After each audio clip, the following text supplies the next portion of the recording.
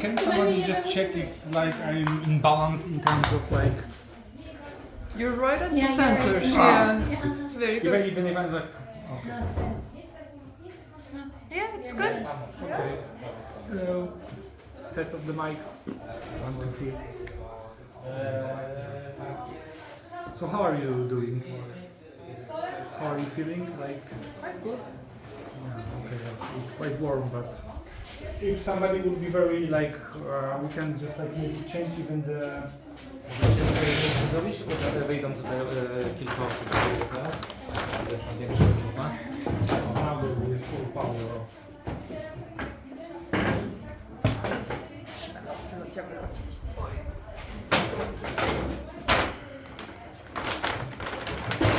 I'm curious what have you got there. Cześć, Diego. I'm curious what have you got there. Karty do włożenia. Jeszcze? Karty do włożenia. Z Lego? Nie, Lego przypadkowo. Oj, żadną przypadkową. Wszyscy są tutaj na wydarzeniu. Ormian, która przyszła zwiedzać po prostu. Bye bye. Siemano. O, dziękuję. Trzeba po angielsku, tak? Bo mamy tutaj panią z Turcji, więc będzie po angielsku. Spoko. Ananasek. Miałam wersję smaku ananasową i to brzmiało jak niedobre, ale dobra. Ważne. Może zapamiętam, tak, ważne. Jest przyszłaś na nas? Cześć, Michał. Będzie po angielsku, jest to ok? Okej, to tam są jeszcze wolne miejsca, tu są wolne miejsca, więc... Pierwszy raz? A, czyli wiesz, że są toalety i tak dalej, dobra. I tu możesz coś zamówić, jakbyś chciała i jest wiatrak, więc jeśli nie jest mam nadzieję, że nie jest... Okay, maybe, is it recording? Okay. Let's start. So, my name is Michał Terpiłowski. I'm running Foundation focused on promotion of mental health balance. So, brief story about... Nie, stop. Nie jesteś w ogóle na środku. to dzięki. Czekaj, przesunę ci. Dobra, to ja się też nie mogę ruszyć, Tak. bo mam I też nie niestwierdzone... byłeś sam na Wyżej trochę. O, dobra, no To tak, tam tak jest jest git, nie? Super. Dobra, ale to już tam, bo to ja z tego myślę, żeby wyciąć po prostu jakieś parę rolek i to po prostu, to nie tak, że to będzie, chyba, że, nie wiem, to się po prostu nagrywa na... So, my name is Michał Terpiłowski, I'm running Foundation focused on promotion of mental health balance. Mental health balance because I'm diagnosed with bipolar disorder. So, if you were to call me like the most professional way, I'm expert by expertise, so it's like XIM. It's basically the definition of somebody who have had a mental health crisis. I was in psychiatric hospitals for 3 times, so there's a lot of development that I went through the years to, and hopefully I will share some insights, some knowledge, but this is also open discussion. That's how it's called. So I'm very much open to let's make it balanced. So that I will maybe try to summarize some of your thoughts. I will maybe try to digest what you just said, give you some insights, but I'm also very much open to listen to you. What do you think about what openness is? Hello. So I'm not into like giving long speeches at the beginning. I thought that maybe that I will start with by saying that, and I would like you to think about this. What do you think about this? That I think that openness is lack of fear. Yeah, and it's like if anybody would like to start by saying something, if you agree or disagree, if you would like, I can like share some more lights into what I think so, or What do you define as fear? what do I define by fear? First of all, I thought about Maslow's pyramid. So it's like the baseline of your security, basically. So you know, when you like fear. Yeah, so basically when you do not feel secure, that's how we define fear. Also, on the other hand, I would think that it's like what you feel inside, like if you have like some, you know, not straight, but like tense pain, or you feel something in your stomach, abdominal. That's how I would also define pain. It's like not pain but fear. So these like 2 approaches that I would define what does fear mean. You can maybe think about it like anxiety also. And so from So when you have basic needs satisfied, then when you become open, that's essentially what you're saying. Yes, this would be the baseline of being open, because if you look from the perspective of this pyramid, most of the different levels then that you can try to go further into, because you may be not feeling hungry, but you may not feel like that you are achieving a lot of in your life, which also may bring you some fear. But so from this perspective, I thought about starting this from this baseline, like that this is what I define as lack of fear. But also, like, from my personal experience, I've noticed that this openness, basically, because for a long time I didn't know really what I want to do with my life, and I had a lot of anxieties, especially after visiting mental health hospitals, psychiatry hospitals. You know, it's just like shifts your life totally upside down. Basically, you don't know what do you want to do with your life. Everybody tells you that you are crazy. There is a lot of stigmatization, so you know that. In my case, it was mainly auto-stigmatization. So I didn't have any experiences with somebody. Do you want to say something? No, I'm agreeing. Yeah. So I never experienced any kind of like stigmatization that somebody told me that I'm crazy. However, there was a lot of process with me regarding coming in touch with the reality that I have mental health illness. And that's how I basically at the end created my foundation, and I want to promote mental health balance and openness, because we are in open enclave. So yeah. If you think about openness as openness to experience, wanting to experience things, I think fear is often a part of it. People are often scared, even before they do something. Think about, I don't know, bungee jumping. I'm pretty sure a lot of people are scared. Maybe I'm looking about it, I'll say maybe too narrow. Maybe there's a more wider angle that you're looking at it. But I don't see how fear would undermine openness, because you've stated it in a way that if you're scared, then you're not open, and you need to not be scared in order to be open. And I feel like that's often actually intertwined together. So I would totally agree with you. So you can think about this first statement that I gave like a baseline. So you start with fear, and then what you do with this fear is what you said about like going to bungee jump, for example. So this is like another like layer that we can add to this fear, that if we actually experience fear, and we all to some degree experience it, what we do with this is like the whole process of like, even if this muscle pyramid, like climbing upwards, like trying to finding different levels of becoming like, because I mean my goal is also, I didn't add it at the beginning, is like to promote mental health balance. But what I also believe, and I think it would connect to what you said, that if we imagine like a slope and you want to balance something, you need to have first of all something to balance it with. And if you will just have fear, then this ball, you can imagine, this is like very, very small. And actually by what you just said, that if you actually try to understand this fear and try to grow it, then this ball became heavier and heavier, and you can actually like climb higher ladders. So this is like very, I think, I totally agree. I think maybe a better term would be self-efficacy. Self-advocacy? Self-efficacy. In Polish it would be? Poczucie... Sprawczości? Tak. Okay, yeah. Because I think I understand what you mean with the fear and lack of fear is you may need some level of comfort to do things that may be scary or new. And I think that lack of fear is not actually lack of fear, but more like a feeling that you're able to overcome the difficult things. And that's what self-efficacy is. Yes. And I believe that is very important to have. If you feel like you can handle difficult things, you can try and nothing's gonna happen, like in the long term, you can deal with whatever happens basically, then you are probably willing to be open to trying new things. And I think that's important. I totally agree with you. And I will add to this that from my experience, what I've experienced is that first of all, to have self-advocacy, you have to have some sense of what you want to do with your life. You have to have some guidance, some compass basically. And from my experience, because a friend of mine once wrote like a list of things that I've already done. I was like 30 things that I tried, like different hobbies, passions, and basically by this trying and this having this attitude that you want to actually work with this fear, because if you want to go outside, you want to try something, there will always be this fear. So first of all, I think there is a need to realize, to trust in your gut, but at the very beginning you will not have much of gut feeling. So I do believe that with trying different new things, you develop and can understand what do you want to do. Because that's what I also want to add with my foundation.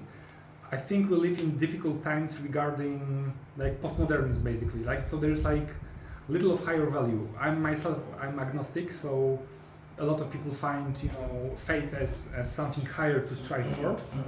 I'm more into trying to help people find their own, like, this compass, this balance. And I think that this comes from my experience by trying different things. And then, you see, I tried like skiing. It's okay, but it's not perfect. But I learned something from this. Then I tried like, I don't know, drumming, and I'm a drummer right now. So this is something that I've been trying to grow and learn this skill. And this actually helped to like individualize myself, to create my ego, if you would like to use this terminology. And now, yeah, I want to basically like inspire all of you to like look for what do you want to do with your lives, because I think we live in times where this individualization, meaning that everybody is good at something, I think that this is like the future. This is like my prediction, and you know, we will look at trends and basically it's like, oh, hey. Hej. Cześć wszystkim w ogóle. Hej. He went to my first meeting, so yeah, I'm glad that you are here.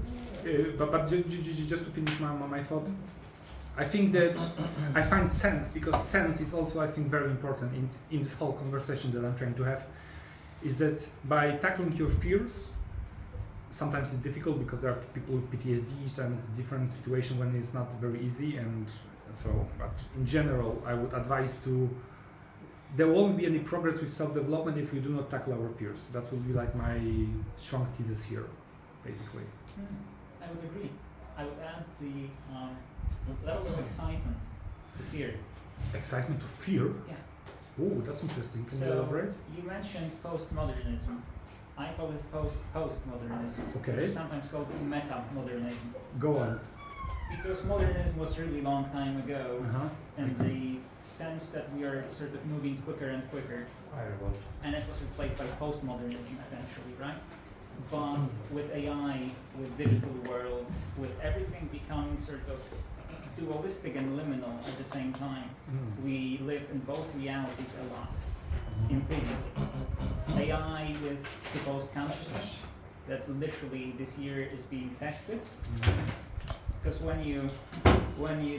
so you know, guys, when we prompt AI, right, it sort of awakens for a moment, replies, and that's pretty much it. It sort of falls asleep again. So imagine that you could program AI the way it prompts itself all the time. And that's a sort of consciousness, because it literally can work on itself. If that's how you define consciousness, which is interesting in itself, but It's very difficult to say what is consciousness. yeah, right? but let's not dwell into this. But so to understand about excitement. It's like consciousness. I'm not saying it's human consciousness. I'm simply saying that AI is capable actually of thinking about its own processes and report back on that, And how which seems like consciousness, right? But what I'm saying is this meta-modernism, let's call it, we sort of need to navigate more and more complex reality. Yeah. So that brings fear to the table. But because of that, and because our way of living, which is sort of domesticated by civilization, we are no longer in the woods, we are no longer facing things that our ancestors did. We get bored in very strange ways. I think bungee jumping is a great example of that. Why people do something so extreme and so dangerous? Because they cannot find it in normal real life. Life is no longer dangerous, it's very domesticated. You sort of go to work, go back from work, and that's pretty much your life in many ways, right? And you bring up kids or something like that. So what I discovered is that for me, for example, going inside is much easier than going outside. I'm an introvert in many ways. And journeying over Europe alone with this guy was scary because I was on my own and there was no safety net in many ways. But what I discovered is that the mechanism that works here is that if excitement is something that you are willing to invest into, then fear can coexist paradoxically with that And have you? But you are just doing that anyway because the reward becomes greater than fear. That's extremely interesting. And do you have any theories on what's this excitement? Where does it come from? Why somebody is excited about bungee jumping and somebody is scared the hell out of so I understand that you are actually experiencing this excitement in some aspects of your life. Some, yeah. I would never do bungee jumping for. Yeah, for but I never thought about this, at least for the purposes of this conversation. So what created in you this excitement? I was willingly exploring it. Willingly. Yeah. So you were Because consciously. I felt fear, and I was like, well, but I still want to travel, and there's a reason why I want to travel. So what is the reason? So like agency, basically. You gave agency to. It wasn't that something attacked you from the behind, but you were No. you were was my ready idea. to be attacked to some degree, for example, right? I wouldn't say attack from behind. That's pretty different. Uh-huh. That's something extremely dangerous in the sense that you don't even know what's coming because you literally don't know, and Yeah. it just happens, right? It's probably traumatizing in a way that is very difficult to work with. You can work after that. But when you travel, why do you travel? Especially when you're an introvert and you're very accustomed to traveling inside, which is for me much safer. For some people it's not. Some people really fear going inside very deep. I don't find it very difficult. But then I wanted to travel, and on top of that I have diabetes. Type 1 diabetes, in case you guys don't know, it's a sort of condition where your blood sugar goes down and literally you feel like dying at times, and it's quite difficult and it's quite dangerous. And with this guy is pulling, this guy is not very concerned A dog. with Sorry, my I didn't health. know what guy you were mentioning. Sorry. Sorry.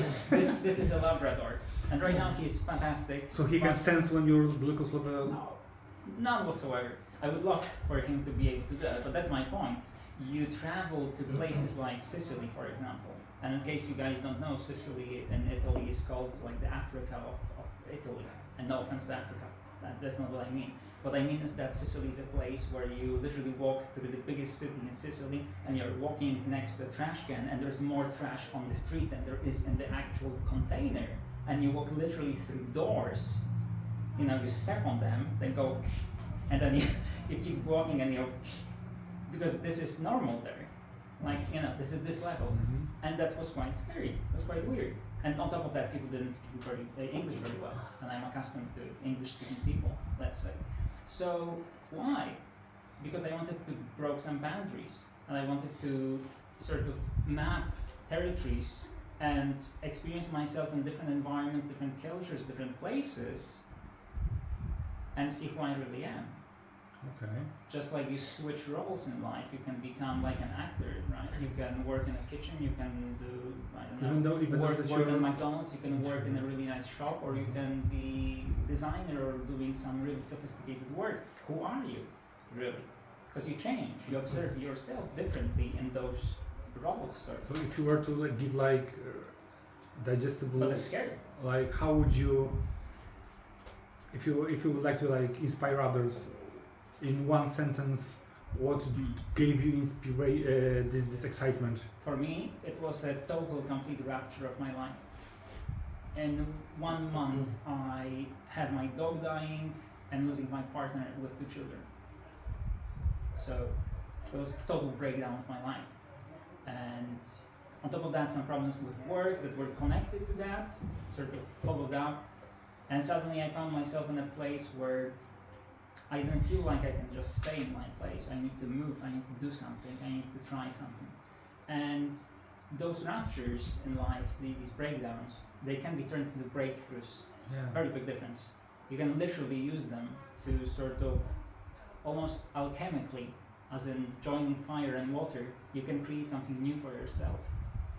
And that's quite fascinating because what seems like big trauma and big problem it is. I was literally lying on my floor and crying, you know, when I figured out that my dog is dying and I have to put her to sleep. And she was the closest thing to me that I had.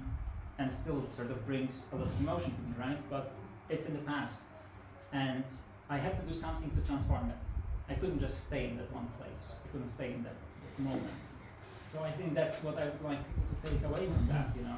The sort of courage and vulnerability, they're not very far away from each other, surprisingly, to our culture where everything seems to be very divided and good is supposed to always win over evil. Well, there's no good, there's no evil. that is just human experience, human condition. Thank you for sharing this. Sure. I like that breakdown to breakdowns. And sometimes really not easy, right? It's not. It took me years, really. As I was talking at the beginning, somebody else would like to add something to this, or? Yeah, I just think that such breakthroughs after the big mental breakouts are a typical thing, because staying in the same position is causing us constant suffer. And for us, it's better to overcome the fear than to be stuck in a suffer which hurts like hell. Therefore, we are moving somewhere, we are thinking what we can do better, what we can do differently, so that we first of all become stronger, and second of all that we overcome this whole pain that we have inside. However, there is no way to escape from that pain. You have to learn to live with this. Exactly. Yeah. Yeah. That's where on the last meeting here I said something about this, because it very much resonates with my history. I mean, to some degree, in terms of like being at the brink of your normal life and realizing that everything shatters, and you.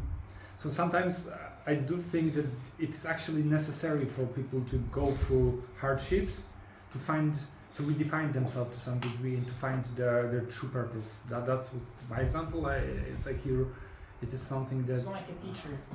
Yeah, and that's I think like virtue. I would say really that we are like trying to. Because one thing is like living these experiences, having some knowledge, and the other is like trying to talk about this to people. That's why I decided to even to start like what I'm doing with this open discussions, and I'm very happy that you said this. And but the fact that you are always living with the past is like also you can learn ways to overcome this, to cope with this, but sometimes something can like hit you from the behind and you may like reverse. But I think it's very much about this learning. Is this like interrupting you? Yeah, I think it's just allergies, but it's okay. So is because No, it's okay. hormonal, managed. Yeah, okay. Thank you. But I do believe really that it is this I don't know how to say this, like hello, like this attitude of actually trying to becoming a better person regardless of what we have experienced is like I think very important, if not the most important virtue that one can have. That would be my thesis here. Yeah. Are there any questions, any thoughts, or I'm Maybe looking? we could talk about the ways we could fight with fear, overcome the fear. Like what ways? Maybe you recommend something, or Looking at you, explore first this. of all, I thought about meditation. I would. The most general approach, as I said at the very beginning, like looking at your body, what you're experiencing. Like my mantra is "Sentia ergo sum," so I feel, therefore I am, because I do believe that feelings are really more primal on one side, as I said at the beginning, the pirate Maslow, but at the other hand, that's what really connects us with other people, and that's what really can guide us. So, and because we are living in, at least for now, in our bodies, so there is no. Actually, I don't believe in like some kind of transhumanist mind upload that we can. I think that all that we have is really our bodies, and these bodies are very good at giving us like any signals, tinklings, and anything really about. I would say that the most general advice would be to really listen to your body, basically, and everybody feels, to some degree, we are all humans, so we feel the same things, but we are all different, so we feel a little bit differently different things, and with time we just like learn how to cope with our bodies. I think that really our bodies, our temple. Yeah, it's like maybe like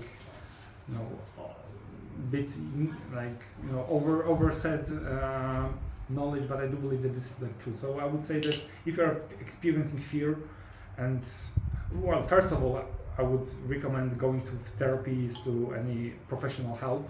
If you are really in crisis, for example, and you're like experiencing like panic attacks, maybe this is always good to ask for professional help.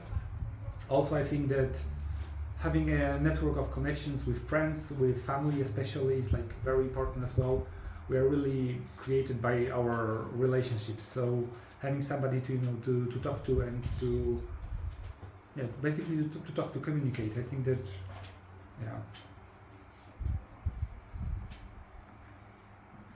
I was like wondering exactly like what needs to happen for the fear to be gone.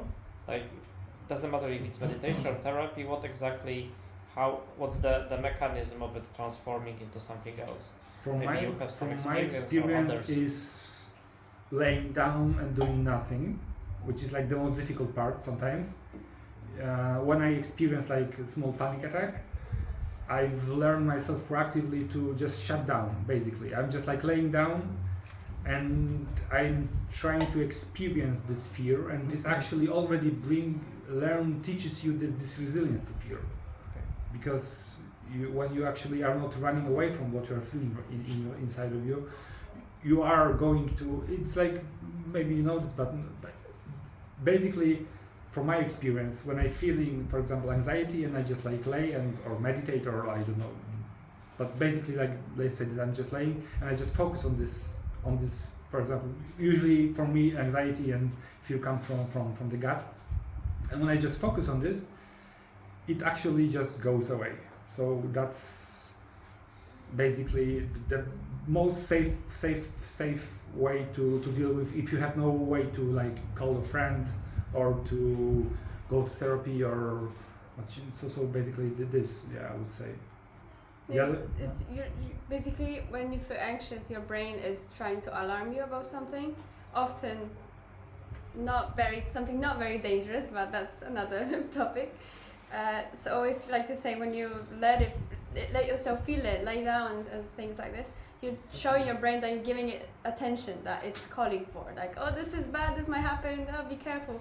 And then when you take it in, you're like, okay, obviously you might not be saying that literally to yourself, but if you do that, actually that helps even more. Yeah. Like, I see what you're trying to say, brain, I understand, I can acknowledge the scary part of whatever you're thinking about. And that way, the anxiety can go away. That's And very rarely, unless you're in war or in our times where we live, at least in Poland here, I imagine that most of our fears would be like very superficial. Like, of course, your brain tells you that this is the end of the world scenario, because that's how we are like evolved to basically behave with fear. But to some degree, as you said, that just trying like to really resonate with this, like trying to feel it, it's like the first step, which I would advise. And like try not to move at all, like really, or breathing technique is like different aspect. Maybe Mateusz can say something about breathing techniques and ways to calm yourself down, but if you would like, I can tell you something more about this. I think it might be worth pointing out that what works for one person might work or not work for another. So if lying down and focusing works for you, that's definitely something to try. But in the end, I think people need to try whatever works for them and sort of discover their own thing, rather than trying to copy and wonder why it's not working. Well, it might not be working because you're simply a completely different person and you need something else. Well, yes. On the other hand, I would say that what I just said is like, I think, quite universal. Yeah. it has a neurological base. Yeah, So of course I've heard about cases with somebody who has like PTSD, and I've heard about cases that when somebody, because he had like so much trauma in his life, that when he actually shut down his thinking, he used to be coping with his fear by thinking, and when you actually, so of course it's like general advice. I'm not like trying to be a therapy here, so I wanted to take it with the grain of salt. But generally, for most of the population, because that's how your sympathetic and parasympathetic system basically works, breathing techniques calms you down. You can like hold your breath for a while and just like release it with short inhale, long exhale. This is like, it just basically works in a way that your brain, that's how it automatically basically works for you to calm yourself down. So it's like, of course there are edge cases where it wouldn't work, but it's like with everything. So, but I'm trying to like, if I'm giving any advice, it's like very, very general. So, This is something that you can. Yeah, but anxiety is also something else. As Amelia said, it's like neurological problem, and I have a strong experience with anxiety. Like 1 year ago, especially, and it was for me so strong that sometimes I just wasn't sure if I survive. I was sitting at home and I was thinking, and suddenly I was like, I don't know, cooking something, and then suddenly something happens to my body. I feel a lot of tension, I feel a lot of pain, like physical pain, and then I'm like, what happens? And I am not sure if I will manage with myself. And but then laying down, I discovered it very. I'm taking meds, right? And I was also in the hospital, but it didn't help me like 100%. Then I discovered this way of laying down, and it is a very good thing. When you feel that this anxiety is coming, then you should directly lay down so that it doesn't like explode.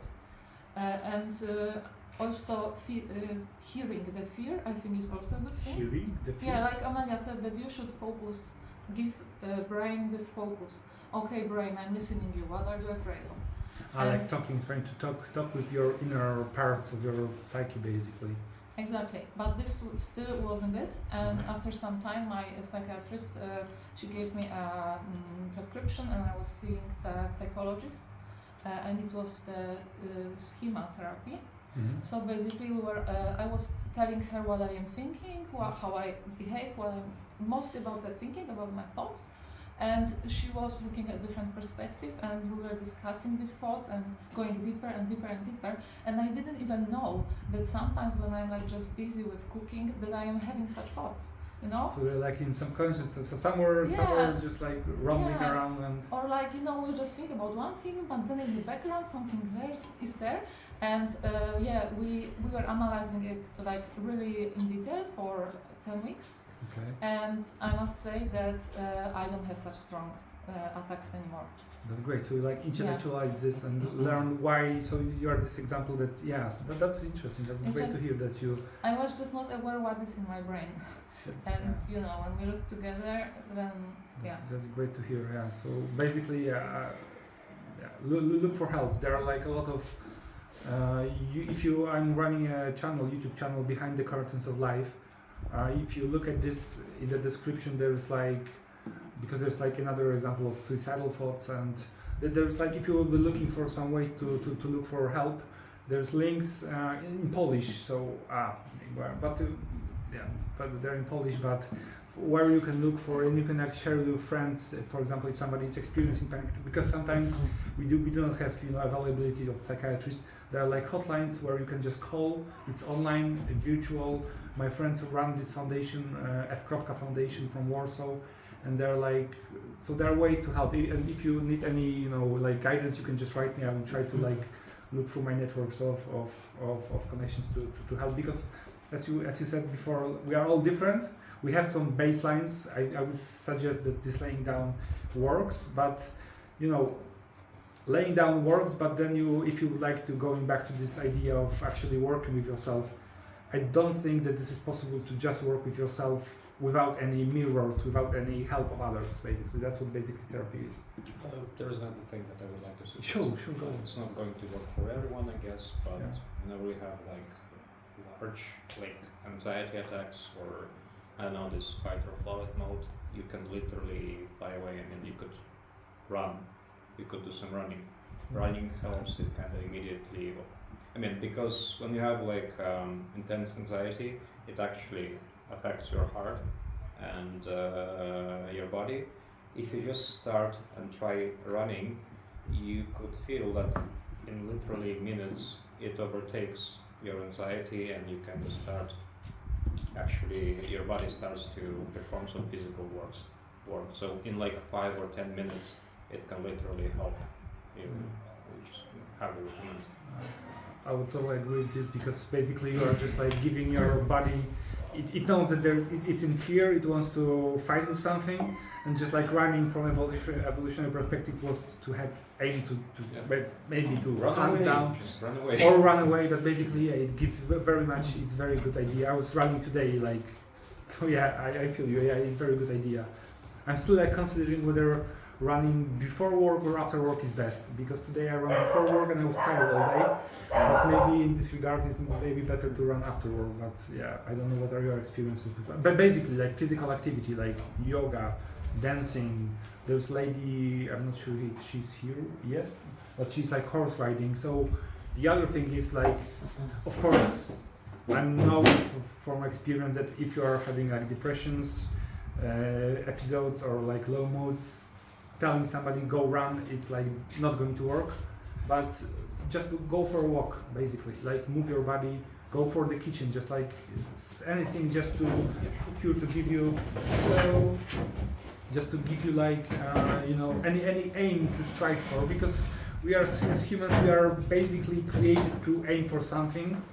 Like curiosity is one of our key like ingrained, that's why we are here basically, because we are curious. And by doing anything with intention, like grabbing something, it already gives your brain to, because if you are like spiraling down with the thoughts and like laying down doesn't help, like trying to do something, it also like helps you to focus on anything else basically. So yeah, physical activity is like magic. I mean, yeah, literally exactly. Yes. 5 minutes and it's done. Yeah. I would also advise green areas, especially Sorry? forests, green areas. Yeah.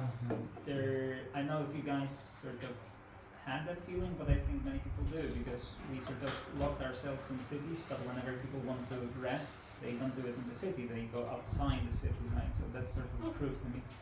But there is something in nature that if you spend enough time with it and you do it all the time, regularly, it sort of speaks to you. There is something that literally starts filling you, and it's a good thing, it's not a bad thing. Nature is dangerous on one hand, but it's very nurturing on the other, and I think this nurturing is actually sort of stronger than the dangerous thing. Another thing I would add, maybe not so much evolutionarily with running away or something like that. I think that if we look at the way we live today, we don't move essentially. We have so much office style work and so many industries where people work or standing. I don't think this is exactly how we're supposed to be living. Yeah. I have this nudge feeling what you said before about artificial intelligence, where I also said about like this idea that we are all, that this I call it individualization. I know that in Jungian psychology it's like this term, but I call it in this idea like individuation. Yeah, I do believe that AI with these trends that we are all trying to find our sense and purpose, I think that is going to change. I think that if you are to evolve to some like higher level of society, we basically will have to break some rules regarding, for example, like corporate work, because like I mean I sell training courses for companies, and there are like so many problems with communication, with stress management in companies, like not to mention that it's all about running for money, which I think is other way around basically. So yeah. Today I actually done quick research with AI on stress levels in Europe. 70% of Polish people report that stress levels are very high at work. Like they notice that they are very high. And my experience is that people very often do not notice high levels of stress until they really something breaks, for example, some really, mental health because issues. Because when you're in a place, right, like we are here right now, and we think everything is normal, everything is fine, and it might be, but then when you move to another situation and you spend enough time there, you gain a new perspective on this place, on this moment. And that's when you really discover if that was really so good for you or not so much. And people have that. People change work and suddenly say, oh my God, I feel so much better, or I feel so much worse, right? So we need perspectives. We need to move from one setting to another.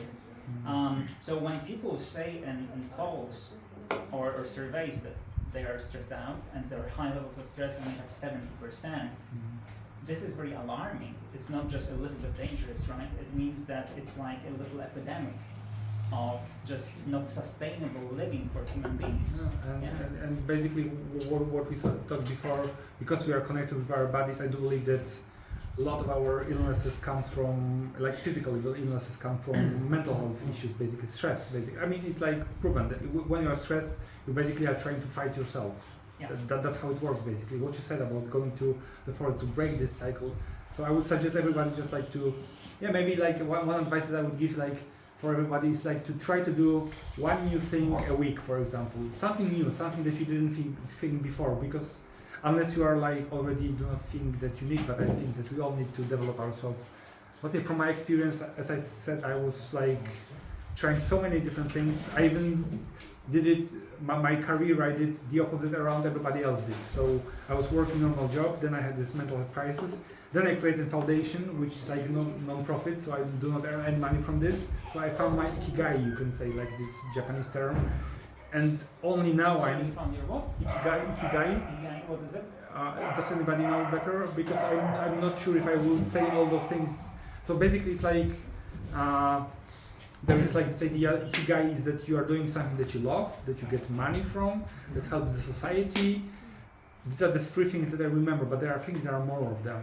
So you are basically like in balance regarding, on one side you are earning money to live, because money rules our world. It's like a balance of individual versus the collective. There's no longer versus with. Yeah, exactly. And I'm only just now like starting to earn some money from my actions. But I feel really, because of this, because I tried so many different things, like I'm a drummer, I'm interested in philosophy, astronomy. There's so many things that actually created me right now that I'm passionate about talking about this, and hopefully I will inspire some of you. So, yeah, and yeah. I just wanted to say about this this research survey that okay, maybe 70% of people are stressed, but how many percent of those people are stressed only because they have wrong working attitude? Because I understand there are bad companies. I was also in bad companies, and this is really like bad. But there are also companies who are not so bad, but people are creating problems to themselves. They are going to kitchen and literally constantly gossiping how shitty is this work, how shitty is everything. Everything is bad. They just don't see any positive thing. And then you go home and then you still think that this work is shitty. I had a friend, I worked with her 2.5 years, and basically there was no single day then she wouldn't start the meeting with like, oh, I fucking hate this job, this is such a mess, this is such bullshit, I don't want to do it. And then she did it for 2.5 years. Yeah, then I think like, I'm just saying because yeah, I was also in a therapy, and my therapist, he was trying to change my attitude to work. He was teaching me that I can speak out, and even if this is Swiss customer that they pay me, but I can still say something that I don't like, that I can, I don't know, ask my manager about things that I wouldn't think I can ask. You know, there are things that are possible, but many people just have this bad working habits, and this is not their fault. It's also a fault because everybody else does it like this, but I don't think it must be so bad. So working about stress, if you have stress at work, then my advice would be first think about how to reduce this stress at work, and then the second thing, how to find habits, like you said, being a drummer or going to the forest, so that you also have time for yourself, and then maybe at some point this will work out together and you will be less stressed generally. Yeah, I think that this example perfectly describes somebody who is to some degree not open, like about openness, because there's like so many schemes where when we are just like closed, we are living in this bubble of our own thoughts, our schemes, way of working, way of thinking, and we just, and I think that this is like also important role for us, if I may say so, of people who come to this meeting about openness, to give a nudge to somebody, like, you know, to show them the way that they can think differently, because I don't think that there's, I mean, I do believe that all of our work mainly comes from our own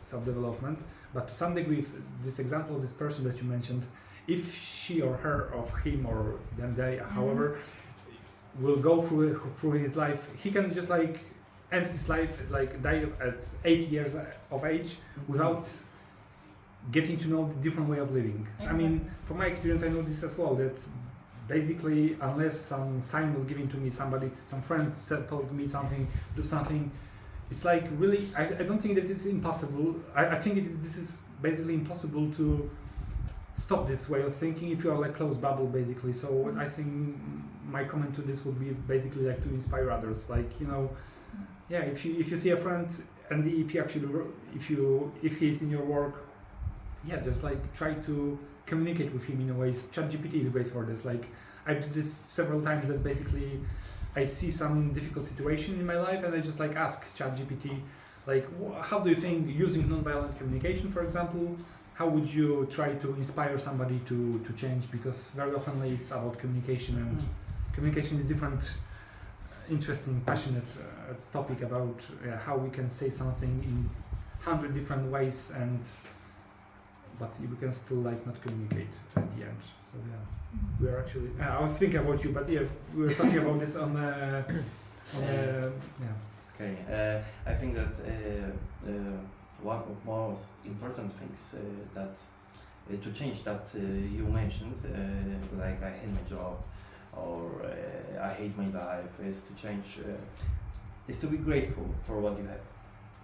And like the more things you can think of that you are grateful right now, I think it really helps in achieving happiness, because like I'm grateful for my job, for even like basic things, like I have something to eat, I can take a shower, or some really basic things, and like it changes the way that I see the world around me, that I see my life. So I think that's one of the most important things to change.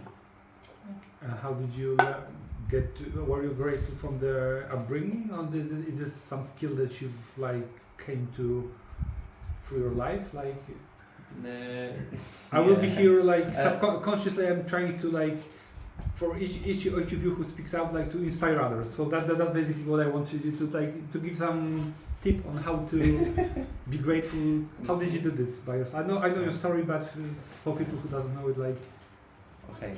So the topic is openness. Yeah. So I am addicted to alcohol and other drugs. I was in a therapy. I spent there like half a year. I was addicted like, I don't know, maybe 7 years, 8 years. My life was a disaster. Yeah. I wanted to give up, I wanted to end my life, I wanted to, I couldn't like resist my, what was going on in my head. I mean, I was like a pessimist, most of my life I was a pessimist, and like when I decided to go on therapy, like I couldn't do it on by my own. Like I needed to open somebody who I trusted. It wasn't my dad who was like the closest person in my life. He was nearby, but he wasn't closest. Like a woman, my parents got divorced when I was like 11, something like that, and my dad met a girl, and this this kind of stranger gave me like a little hope. I knew that if I will tell her about my problem, my addiction, she would not ignore it. So I told her. I open up. Yeah. And you were sincere, which was the topic of our previous. Yeah. I mentioned it because it is important to the topic. And she told my father, which I wasn't happy about it. But my father helped me. Yeah, I didn't expect it, but my father helped me, and I went on therapy. Like right there by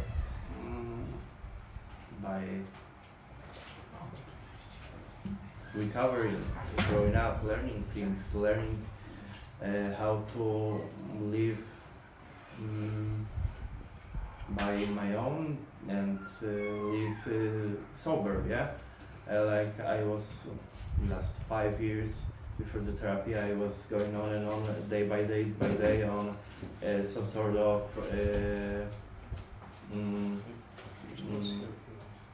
drug. Yeah, and like it started right there because there was some meetings and all that, and we met like a psychologist, which told some of us on individual speaks that like you can train it, like when you open your eyes at the morning, think of 3 things that you can be grateful for. And like on the start, I was finding 1, maybe 2, and blackout. Yeah. Yeah, but like I was training it, I think. Yeah, and that's all, because it was hard on the start because we like don't think about it. I wasn't thinking about it. That I have like roots, or I have like a home that I'm living in. I can go every time I want on a walk. I have a job.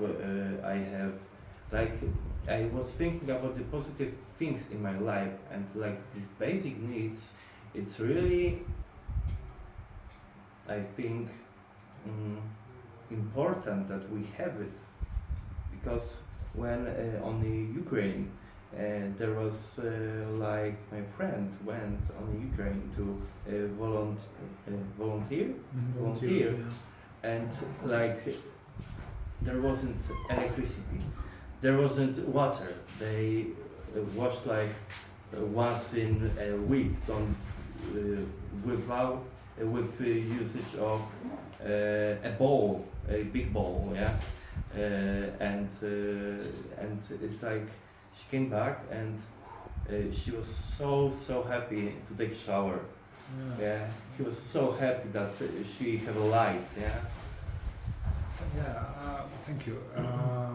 Because right now I'm like launching this YouTube channel, which, yeah, but before I launched the channel Behind the Curtain of Life, I had because I was trying everything. I had a previous channel where I was like sitting in front of camera, but then I realized that I didn't like talking just to the camera. But I just realized that for me, this feeling, this being in a community, helps me to better like say words. But basically, one of the videos that I made there, and I said that this like the key to happiness is basically adaptiveness, hedonistic adaptiveness. That's how it's adaptacja hedonistyczna.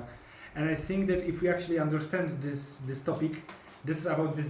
Basically, I think the gist of what you said about being grateful for things, because we basically, if you will, for example, earn $1 million, you will be happy for 1 to 3 days, and then this will become a norm for you. Because we are humans who are always struggling for better. We want to inspire ourselves. We want excitement. Basically, there are different ways to get excitement, like through meditation. But let's say that we are living in a world where Western civilization is not focused on yourself, but it's more focused on money.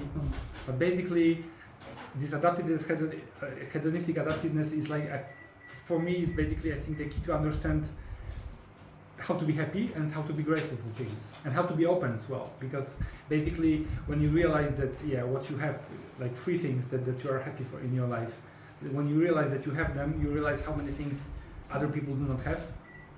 It might inspire you to help them, for example, but it also can like make you more humiliate and like humble.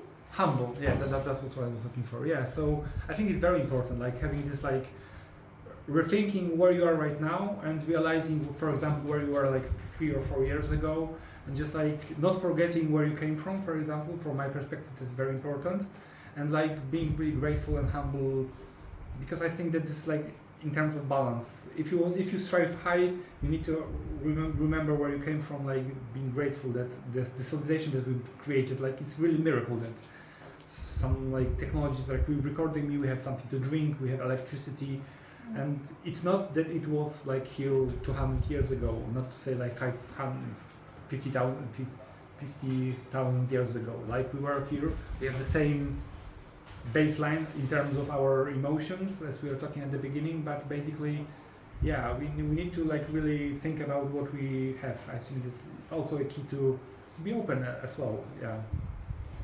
No. I have a question to. How's it? What's her name? Adrian. Adrian. Adrian. Yeah. Okay. Adrian. Was this gratitude exercise the only thing you did, or was a combination of other things that you try to employ to help yourself? I think kind of by making changes in my life,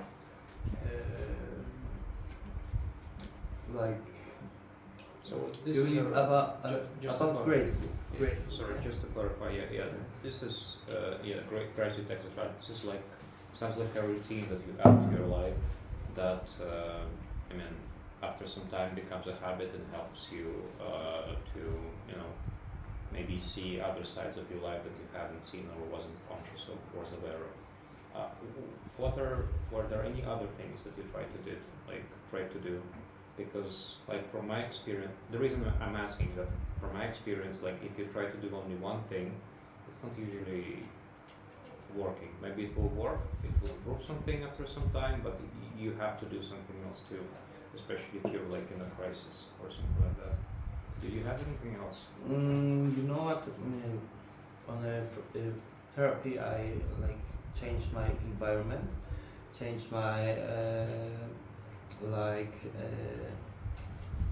comfort of my life, because like when I was in my home, I was doing whatever I want and whenever I want.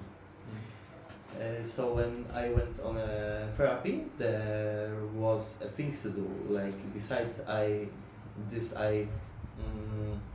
want to do. I didn't want to cook on a therapy. Like we had a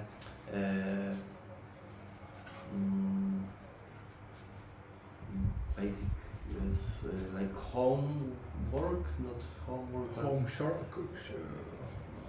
Things that you have like things that I have to chores. do. I think it's called chores, like chores. Yeah. Yeah, like cleaning. Yeah, like someday we were. I was cooking. Yeah, and it wasn't comfortable for me. Yeah, I had my phone on me like by 3 months. First 3 months. I have not that like the bed in this building. My bed was like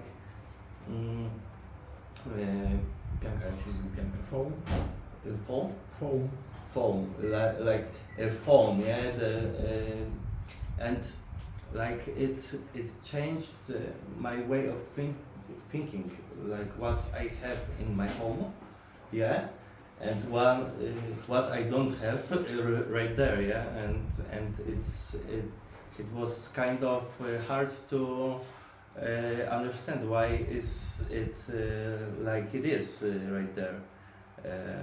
It's like leap into the unknown to some degree, because when you had like a lot of different schemas, yeah.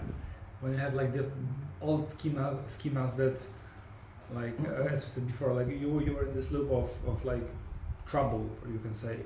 And I'm not sure if you're like movie watchers. I love the Spider-Man Into Spider-Verse. There's this iconic scene right now when Miles Morales, basically nobody believes in him, but he's just like, there's this, the song is called basically leap into the unknown. It's something, leap of faith, something like this. So some degree it's also about openness, about building resilience. That to some degree, especially those crises that you have, sometimes you have no choice. Sometimes you do. That's better, but you have to like be open to realize that you are not in control, and I think that this is like extremely difficult.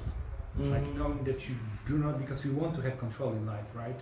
We want to really like feel that you are, because it gives us safety basically, right? But you This have is that. very false safety. Yeah, so maybe let's go, because I know that you wanted to say something. In addition to being grateful, my one of my close friends I talked to the other day, she's experiencing a really hard time in her life, and elderly in her family are very, very ill, and she doesn't really have time for anything else. But experiencing that, she gave me some really good advice, like not only being appreciative of what you have, but like the daily sort of interactions you have with people, even if it's like you dropped something on the floor and someone picks it up for you, or someone smiles at you, like these tiny moments of like happiness. Or It something. gives hopes, because I know this also, this experience, like when you are like feeling in a low mood, you basically, because you feel low, you are also like this, like a mechanism also in psychology, you basically are mirroring these feelings to others. And when something unexpected happens, like smile, something, just some gesture or something like this, it can really bring you out of this schema that you had. And that's why, as I said, like this, having as many people connected with you is like great. And like small things, especially like give me an example what you gave. My grandma right now is also like in a lot of pain because she has some spine breakage, something like this. And especially when you're like in extreme pain, like the smallest things really matter, really. Like you're not, because pain basically like draws your attention toward this pain. You want to solve this problem. There's nothing else in world, and you want to alleviate this. And like when you go to your grandma and you just like talk to her just to give your attention to something different. It's like basically it's like I feel you. It's like very important, especially like we live in a society where the elderly population is like getting bigger and bigger, and I'm personally just like trying to, because I had this, it was this conversation about, I think on Mateusz's group, when I said that basically what I'm trying to do from my experience, like even about this being open, it's like on one side I'm a drummer, so I'm teaching a young kid, Adam, playing drums. So for me, it's like experience to experience this child energy, like this inspiration. He's like everywhere, basically. Like, but on the other hand, I'm also like playing table tennis with seniors, which is like also I would really advise you to like, because there are like elderly people all around you, and just like. On one side, it opens you to totally different perspectives. One of the other problems that I face, that I think is like we are facing all, is like this disconnection between generations. So many older people are telling that, you know, youngs, they are just in TikToks, they are not talking, they don't know the history, their heritage. And I really, the amount of knowledge that I got from like playing with Henrik, who is like 82 years old, and he's like really good at table tennis. You know, we are playing, so on one side we are, I think this is also important, I will talk about it later, but also remind me to go back to this idea. But basically like, because beside playing we are just like talking and chit-chatting and learning from your maybe parents or closest family, but like going outside to the community and like, okay, so I have two different thoughts, so I will just go past this here. Regarding what you said about the sport, I think from my perspective it's very good idea, because I'm playing table tennis like twice a week, and it basically helps me with my professional life because it teaches me how to be competitive. It is something that I was very oftenly afraid of. I was like, you know, being afraid to fight, because and by playing table tennis I was afraid to win basically, and by actually going into this training something, it actually teaches you so being open to some kind of competitive sport, I think is generally good. And going back to this idea of different cultures basically, and how we are differently thinking about communities. On my YouTube channel Behind the Curtains of Life in English, I have this pleasure of talking with a girl from Nigeria, and she basically told me how something that doesn't happen in our society here. There, basically, when she wants to go outside and she's walking to some shop, there's no problem that she can just like go by some neighbors who are like having party and just join them and talk. It brings community basically. One other example that I never experienced, and I have experienced this in Poland. I went to some meeting and some Indian Hindu people from India. Sorry, I'm not trying to people from India, the marriage couple basically invited me to the dinner to their home, and this is something that never any Pole invited me to, and this was in their culture, which I think is like about even openness, like because we are living in this capitalist system which is focused on individualism, making money, we are forgetting about like creating these bounds, like I hope we are also doing here to some degree, because we are like talking and sharing experiences. So, in Poland it sometimes happens, or at least used to happen closer to villages, let's say, because they're more community based, they're less post-industrial.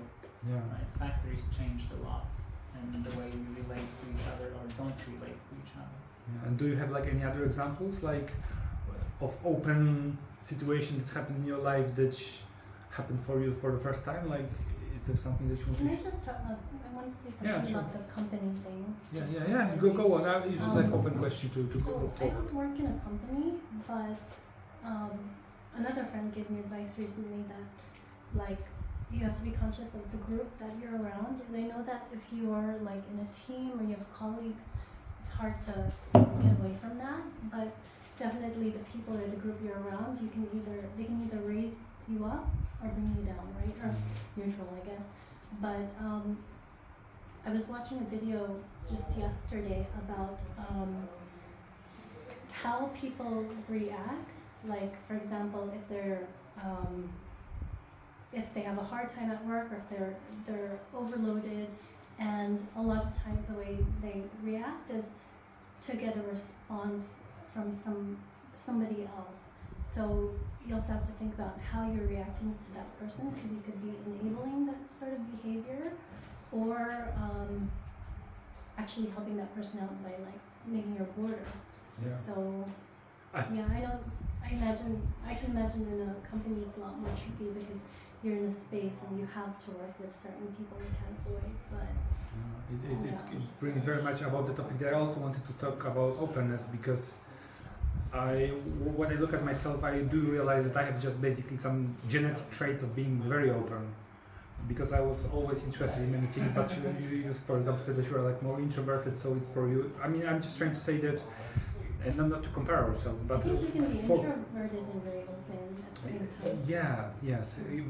My point is that setting boundaries in even being open is also very crucial. It's like, if I were to say like where I think the three most important aspects in communication, it would be maybe I think that setting up boundaries is like extremely important, especially in this area of being open. Like, yeah, I'm just like selling a training course about setting boundaries. That's why it's also very important.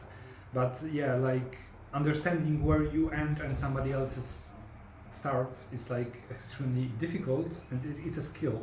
Like basically you have to realize that you have your own emotions, especially in close relationships. When you're with a partner, it's very difficult to find balance where you are, where somebody else starts. You have to care about your needs, and Don't you think it's because with a partner, which is a unique kind of relationship, boundaries dissolve because they're supposed to dissolve?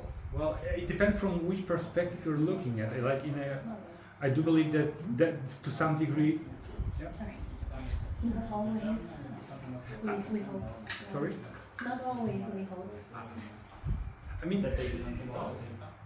the boundaries of closeness, yes, but then you want to be yourself even in a relationship, right? Oh, I didn't mean it like being sort of mirrors of each other or clones of each other. That's not what I mean. What I mean is that people are so close that love tends to dissolve ego boundaries. Yeah. It's like a very, very natural thing for any of us. Like people who experience universal love, for example, are not people who are very ego-driven. Yeah. On the contrary, they learn how to dissolve the ego. Yeah. Yeah. So this balance is important, but just because you are losing your ego, which I was trying to say before, like be very careful with your ego. You are not your ego. You're just it's just a thing that you have. But there's also the core, let's say. Some people call it soul. And there is something that appears when ego dissolves. Too much dissolution of ego and you're losing yourself in the world because you're sort of becoming the consciousness itself or something like that. But then, without that experience, well, capitalism makes a lot of sense then. Because it seems like this is ego boosted to the very top and there's nothing else that seems like that, right? It's about, yeah. There's I wanted to ask about something which was said much earlier. So, sorry, I don't know your name. Your point was that in this word like meta postmodernism, yeah, we don't actually experience as much danger as many years before. So we are looking for it to experience somehow, and that's why we go bungee jumping, etc.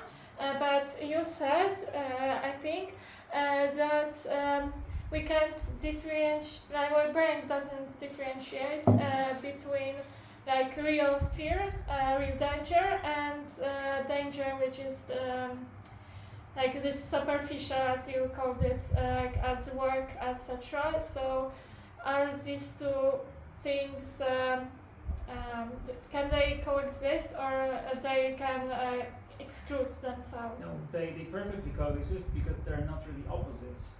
As a matter of fact, they sit in very different categories. Fear that your experience of living in the world where we have natural predators, we have natural disasters and so on, which are very much real. Like imagine Japan, tsunami wave, and you have destroyed villages, right? And unfortunately, people in Japan, and I'm speaking of that from the critique of Japanese people themselves, are stupid enough to keep buildings in the same places, which is insane, right? It's obvious that tsunami is gonna come again. For some reason, they still do it. Anyway, this is a real danger that you have in the world. This is a kind of danger that teaches you the respect for nature. Because if you don't respect it, which they do, unfortunately, well, it just does its own thing. Just like you have volcanoes. But this is a danger. What we are talking at work is usually not danger. Your life is not in danger. Your health in terms of body is usually not in danger. What is in danger is your mental health through stress, through toxic environment.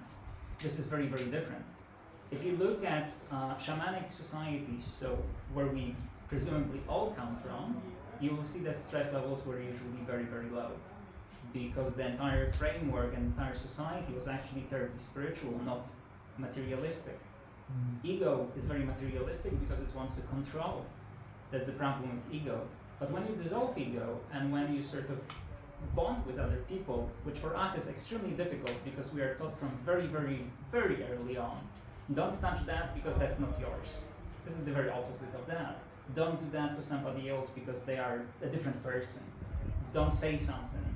Don't do this. Don't sin. Don't give in to whatever. And then you have finally going to school. And you go to school and you're supposed to literally race with other people and against other people because you have grades. And you're all compared. It's not like, guys, today we go to school and for a year you work together. You build together, you are oneness in a sense. That doesn't exist in our school system. It sometimes exists a little bit. I had my son in the Montessori system in Waldorf just to kind of stall Alternatives, all the mainstream school. So there are some schools that support the community, and I guess it also depends on the classroom teacher as well, but I understand what you're talking about. Well, you differentiate it with the real fear, and the anticipated fear is actually in psychology, that's the difference between fear and anxiety. So fear is like, and when you're anxious, it's kind of hard to tell if the fear is real or not, but basically, on theory base, fear is something that is in the moment real danger, like tsunami approaching. anxiety would be anticipation in the future of something that could happen. So you could be anxious that your house could get destroyed by a tsunami, but it's not approaching right now. That's one level, although I wasn't thinking about that. I know what you're talking about, yeah, and it helps people. Helped me in the past. No, what I'm talking about is sort of natural fear that exists in the world that teaches us humility. And in capitalist societies, we don't have that humility, and we sort of have experiential basis on that. Nobody gives a damn in capitalism about cutting the entire Amazon jungle. It's profit. Well, this is not the way we used to live for thousands and millions of years. We're not doing that, and we do it Actually, rapidly. I wouldn't agree. We just spent and did all the resources if we could Yeah. without capitalism. And There we is were no not- proof I mean, of that Because whatsoever. We people were- just they weren't able to multiply it in such a way as they could now. This is They don't. factually not true. I- Do Why- a research why- with AI and you will see that this is not true. Okay. No. Why do you think that? Because if you look at any other animals, it would eat and multiply until it exhausts all the resources around it. We're not Well, that's different not from true. that. That's not true. Why? Because it's factually not true. We can see that Based no on other what? animal has ever overrun the world. Animals caused extinctions of other animals by overpopulating and Absolutely. raising eating the resources. So they could, Yes, in And theory, do sometimes that. happens. So if you had a molecule who could, I don't know, eat everything and don't have any predators, it would definitely eat up But everything. it's not reality, because I think We broke that. We broke that we broke the reality. balance basically. But we do the same what animals do actually. But we are in this. It's the, not the capitalism. only. But I would say it's more complicated maybe. But basically, we are the only animals who have these traits of overpopulating and we've created basically capitalism because of this need. Okay, I just want to separate capitalism and all this social theory from what we actually are. I think we don't have to blame capitalism for what people do. Capitalism I don't think cause. that people in Africa have like pure capitalism. Still, they destroy the animals and destroy forests that are there and their fragile ecosystems because they're just overpopulating the place, over-consuming from the environment. You don't need capitalism for it. You just need So what antibiotics. you're talking about are actually more of exceptions from bigger rules that can be observed than something that happens sort of as a baseline. And you are making a law As a by baseline this. I of think it would shamanic be. societies, they were never overpopulating, not because they couldn't really, because They if you look at Native Americans, we now know very well that their agriculture was actually more advanced than European agriculture. As a matter of fact, the colonization of the US, or so-called US, in North America, was made possible so quickly because Native Americans were taking such a good care of land that they had much better trees, bigger and stronger than Europeans have. I don't know where you take this data. I wouldn't agree, and I don't want to This spend is time arguing. historical. But Yeah. another historical written fact in the for you. US in the last 50 years. Another historical fact for you: there were less trees and forests in Europe in the high Middle Ages than there are now. There are now more forests than back then when there were no capitalism because people just overconsumed. No, we don't have more forests in We Europe have. right now. We have. No, we don't.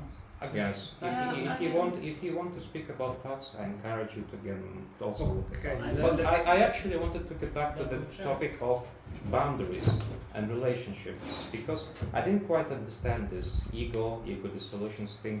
In my experience, how I saw it, how I experienced it. If you are in a relationship, especially in a long relationship, like if you don't have boundaries, that is, you don't know what is okay for you and what is not okay for you, you are in danger of losing yourself eventually there, and maybe stop understanding who you are. What is yourself?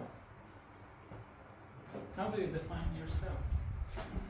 That's another big topic, but No, you talk that you lose yourself. So what do you define as yourself? you can stop actually understanding what do you need and why do you live for, what are your goals. You start losing yourself in another person.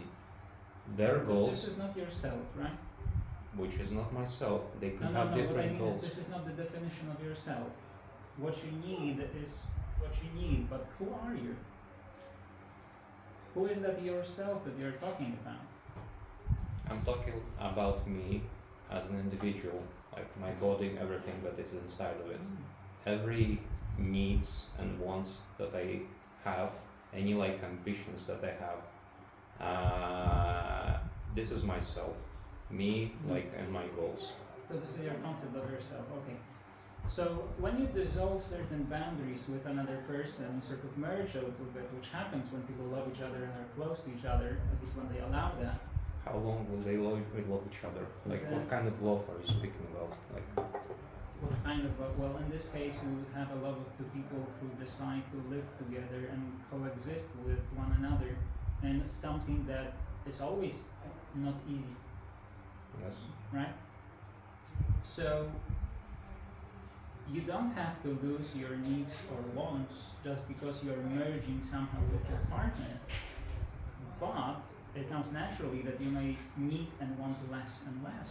And it's not a bad thing, it's, I think, a good thing, and it corresponds with what Adrian was saying, when you're sort of discovering how little you need to be happy, because there's something else going on in life.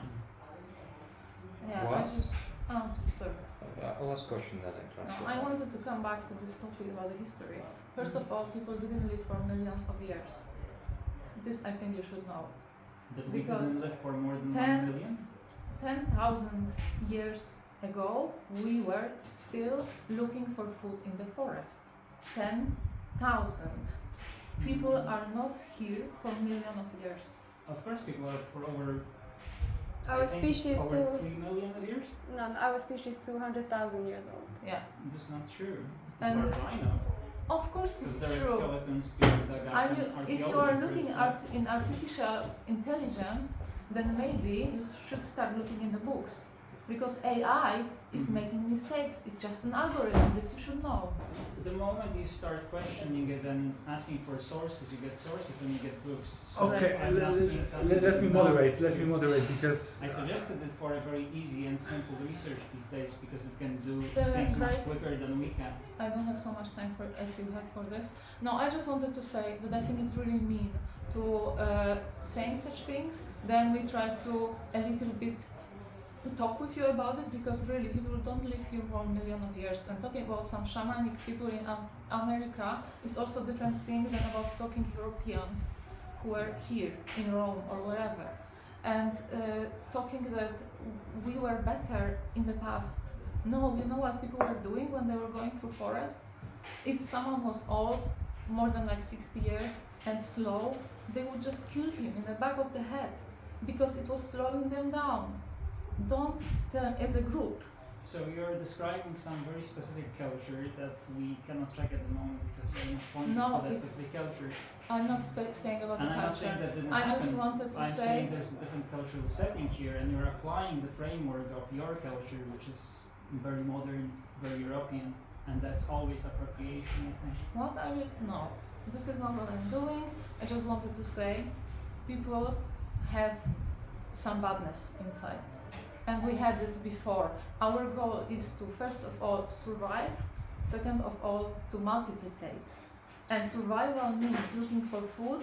Sometimes it means killing, unfortunately, but we are predators. And multiplication, you know what it is. And you don't find this unkind to suggest that and treat it as something true absolutely and objectively? And what?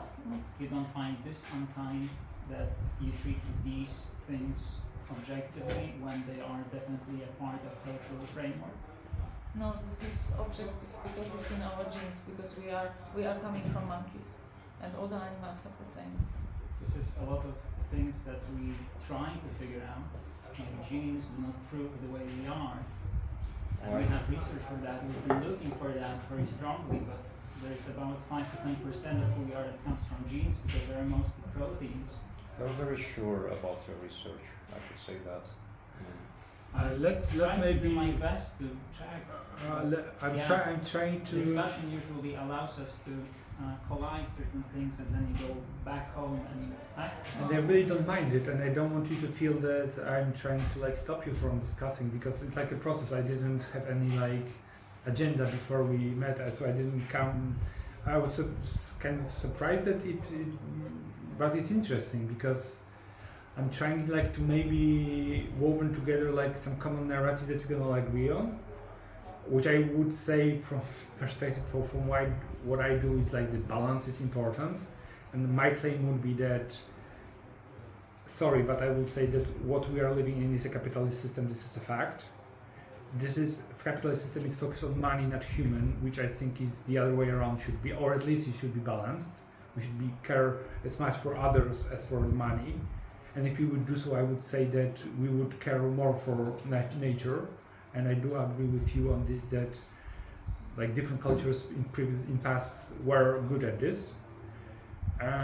Regarding these ages, I mean, it depends how do you define really when species starts. Yeah, I totally agree with you that 200,000 years is like when we say that Homo sapiens, like, but we as Homo erectus, different stages were much longer, and so I think that was his point basically. I don't think that he was trying to like be mean-spirited in this regard, right? Okay, I didn't come here to discuss like social No, but- theory, But I would invite you just to look in the past and see how many species humanity have already killed or exterminated or Yes. caused extermination before the capitalism emerged in the yes, 16th because the capital is like 17th the century. end goal of this where we are right now. That's where I'll stop, because I'll just say that we're doing the same. I was actually I came here to speak about like openness, and like Yeah. the boundary topic was part of that topic. What was inspiring you to talk about this? Yeah, that's why I wanted to actually double check about that question. That like it's my personal experience. Like I didn't have boundaries Yeah. in my marriage. That's just one of the reasons why I like Yeah, I mean, struggled with we that. should be very much aware that So yeah. yeah, okay. No, I think that from my first meeting, I do realize that there is some always, because when you all come to these meetings, it's about openness. So we all come with your own ideas about what openness is. So we all bring our own experiences. I would like to end on a note of some kind of agreement in this regard. However, it may not be the case. It's not about, I mean, I like to inspire people basically, and I think we will be slowly, I think I will actually pause this. So